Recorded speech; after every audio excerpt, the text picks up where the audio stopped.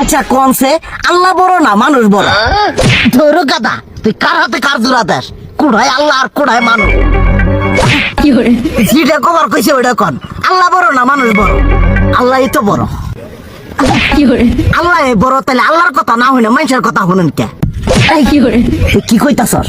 কি আর আল্লাহর কথা মানে না মানুষের কথা মানে? হ্যাঁ, কি আর মানুষের কথা শুনেন তাই না? আমনে যে ওই দিনকে ডায়াবেটিসের রোগ নিয়ে যে হাসপাতালে গেলেন, ডাক্তার আপনার কত কিছু খাবার না করলো, সব কিছু না খাই এখন চলতেছেন। তাহলে আল্লাহ যে আপনারে কইছে যে হারাম খাবার না, সুদ খাবার না, কই আপনি তো কাম কাজ বাদ দিয়ে এলাকার মধ্যে টাকা পয়সা না গায়ে খালি ওইলে দিয়েই খান, নিজেরা টেও হালাল ভাবে কামাই করেন না, ওই সুদও তো না করে টাকা করে লাভ আহে ওইলে দিয়ে দিয়ে চলেন আর পেটটা বড় বানাইছেন।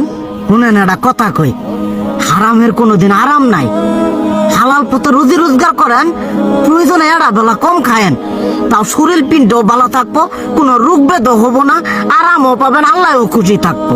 তুই আমার এইভাবে বুঝাবি আগে কইলি না কে? আসলে এই বিষয়টা তো আমি কখনো মাথায় এইভাবে নিইনি যে আমাদের কখনো ডাক্তার নিষেধ করলে ঠিকই আমরা নিষেধ মানি, কিন্তু উপর আল্লাহ যে কত কিছু নিষেধ করে দিয়ে সেটা মানি না।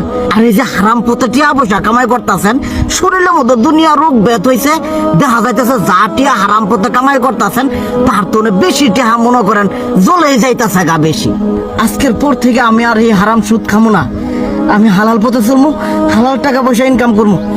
এতে করে যদি একবেলা কমও খাইতে হয় তবুও খামো, তবু আমি আর এই হারাম পথে চলবো না। আচ্ছা ঠিক আছে।